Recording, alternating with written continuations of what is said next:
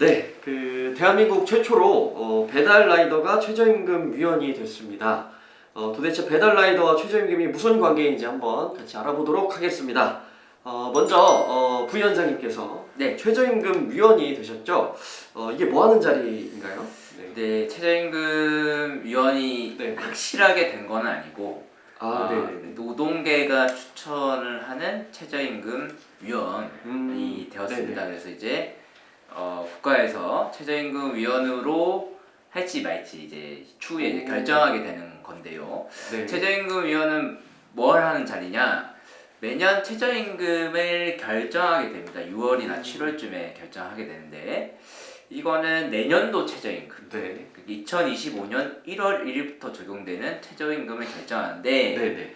이거를 노동계 9명, 그다음에 사용자, 네. 경영계 9명, 그다음에 공익위원 9명, 총 27명이 결정하게 되는데요. 네네.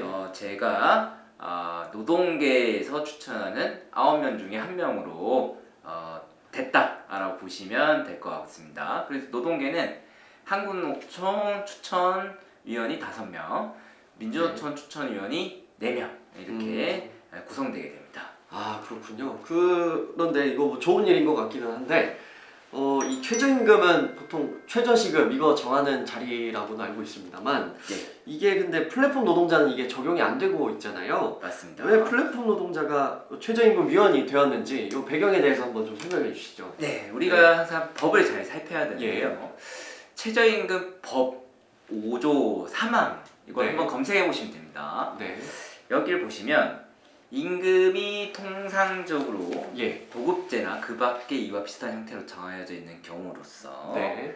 제1항에 따라 최저임금액을 정하는 것이 적당하지 아니하다고 인정되는 네. 이 경우에 네. 대통령령으로 네네. 최저임금액을 따로 정할 수 있다. 그러면 1항이 뭐냐?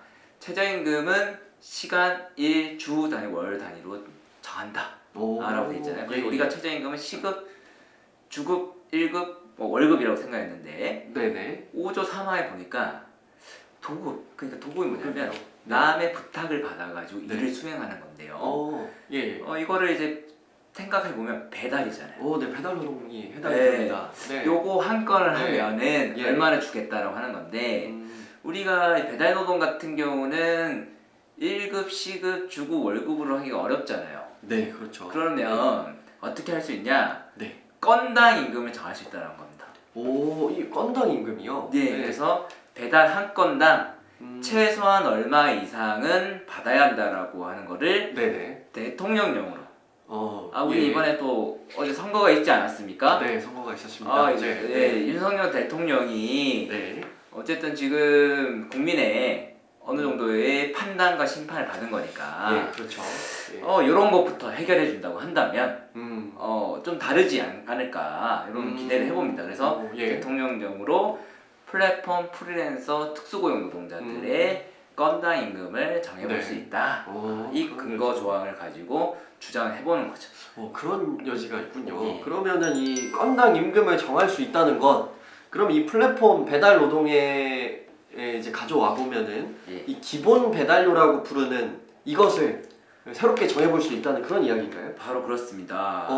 그래서 우리가 한 네. 건당 들어가는 비용도 있을 거고 예. 뭐 시간도 있을 거고 노동 네네. 강도도 있을 거고 뭐 날씨나 이런 것들 여러 변수들이 있을 거 아닙니까? 네. 이거를 고려해서 최소한 배달 노동자들이 한 건을 할 때 네네. 뭐 물론 길이 배달 거리 이런 네. 것들이 기준이 돼야 되겠죠. 네. 뭐 1.5km 이상일 경우에는 얼마 이상 줘야 된다. 이런 네네네. 거를 지금까지 배달 약간 네. 그러니까 배달 기업이 마음대로 정했는데 그렇죠. 네. 우리가 최저임금 법으로 예. 강제 조항으로 넣을 수도 있겠다라는 겁니다. 음. 이게 우리뿐만 아니라 예를 들어 웹툰 작가, 네. 웹툰 작가들이 뭐 한 회를 그리는데 네네. 혹은 4장의 컷을 그리는데 네. 시간 같은 것들, 평균 시간 같은 네네. 것들을 도출해낼 수 있잖아요. 그렇죠. 요거를 그러면 컷당 가격 이런 것들을 네. 정해볼 수 있다라는 겁니다. 그런 걸 좀 선정할 수 있다는 게 되게 예. 놀랍네요. 예.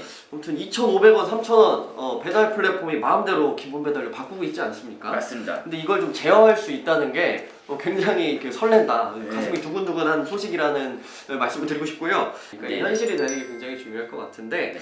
어떻게 좀 우리가 이걸 현실화해 볼 수 있을지 이거 좀 고민 좀 해보셨나요? 네, 이게 최저임금위원회에서도 한번 네. 검토를 했습니다. 네. 플랫폼 노동자의 생활 시태를 네. 통해 살펴본 최저임금 적용 방안이라고 하는 보고서가 있습니다. 네. 이거 다 찾아봤어요. 오. 2021년 12월에 최저임금위원회가 한번 연구용역 해본 겁니다. 이 보고서 네. 결론이 뭐냐면 플랫폼 노동자에게 노동자로서 최소한의 생계 보장은 필수적이다. 예. 당연히 최저임금 이상의 임금을 보장해야 한다고 판단할 수 있다라고 하는 보고서. 누가 말했다? 최저임금위원회가. 이게 또. 예. 그래서 네. 우리가 최저임금위원회로 가서 이런 보고서도 했고 대통령령도 있는데 정해라. 네. 라고 우리가 요구해야 된다라는 거고요. 네. 그다음에 뉴욕시 최저임금 사례와 호주 구멍막기 법안 사례가 있는데요. 아까 이제 뉴욕시 사례 같은 경우는 제가 자세히 설명을 드렸고요. 네. 그다음에 호주 사례도 한번 보도록 하겠습니다. 예. 여기 이제 기사 소식을 몇 개 들고 와봤는데요. 오른쪽이 네. 호주 네. 화물 노동자들의 승리 소식 사진입니다. 네. 이걸 SNS에 올린 건데요. 구멍막기 법안이라고 이름을 붙였습니다. 이게 막기 뭐냐면 법안이요. 호주에서도 한국처럼 안전운임제가 폐지됐었어요. 그렇군요. 근데 이번에 네. 화물 안전운임제를 부활시키면서 네. 화물 노동자뿐만 아니라 플랫폼 배달 라이더, 플랫폼 노동자들한테도 최저소득을 보장하는 제도가 같이 부활했습니다. 함께 보장이 되는. 그렇습니다. 네. 그래서 호주 사례가 있다. 한국이랑 똑같다. 네. 한국도 안전운임제를 폐지시키지 않았습니까? 네네. 근데 지금 선거 결과도 예. 여당한테 안 좋게 나왔고 그렇죠. 그러면 우리가 지금이 기회일 수 있다. 네.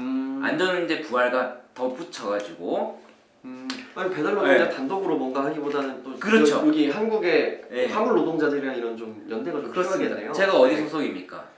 공공운수노조 네, 부위원장 그렇죠. 아닙니까? 예. 그래서 화물연대가 공공운수노조 소속입니다. 그렇죠. 안전운임제 네. 부활 투쟁하는 건데 이것과 그렇죠. 더불어서 우리는 네. 생활물류 서비스 산업 발전법이라고 규정되어 있습니다. 그렇죠. 네. 화물 안전운임제는 하사법이라고 네네. 화물 운송에 관련된 산업법이 있습니다. 네네. 그러면 이거 하면서 생활물류 서비스 산업 발전법도 같이 개정하자. 그래서 오, 배달 택배한테도 네네. 안전운임제 적용시키자. 그래서 안전 배달료 말고 우리도 안전운임제라고 주장해보는 게 어떨까 이렇게 그렇군요. 고민하고 있어서 네. 할 수 있다 우리도. 네네. 네, 해보자라는 말씀을 꼭 드리고 싶습니다. 좋네요. 이 또 사무실이 또 라이더 유니온이 그 화물연대랑 또 같은 층을 쓰고 있지 않습니까? 바로 좀 곁에서 그렇습니다. 이렇게 하고 있는데 이렇게 뭐 안전 운임제라든지 그리고 뭐 이제 이런 앞으로의 투쟁이라든지 이런 것들에 대해서 좀 교류하고 같이 좀 이야기 나눠보는 시간도 많이 가져보면 좋겠습니다. 네, 예, 좋습니다. 네. 라이더 유니온에 가입하세요!